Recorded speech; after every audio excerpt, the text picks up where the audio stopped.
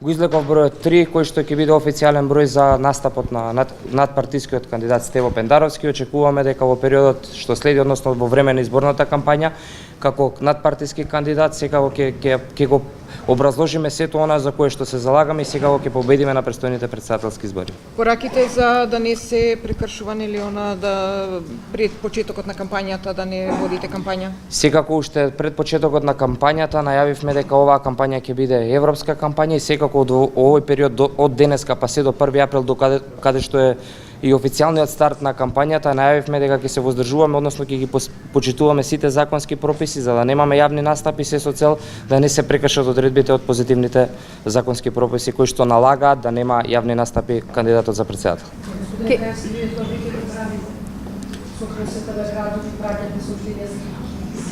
До сега. Тоа почнува од денеска, каде што денеска официјално започнува тој период пред кампањата каде што не треба да има јавни настапи, односно каде што важат одредбите од изборниот законник. Очекувате ли фер европска кампања без оцрнување? Очекуваме фер европска кампања во духот на европските вредности и убеден сум дека таква кампања ние како Социјалдемократскиот сојуз заеднички со сите 31 партија кои што го поддржаа нашиот надпартиски кандидат Стево Пендаровски, дека заеднички ќе водиме европска кампања која што ќе биде во духот на европските вредности. Говорите само за вашата, каква кампања очекувате од против кандидатите? И од против кандидатите очекуваме иста таква кампања, идентична кампања која што ќе отсликува демократијата која што владее во нашата држава.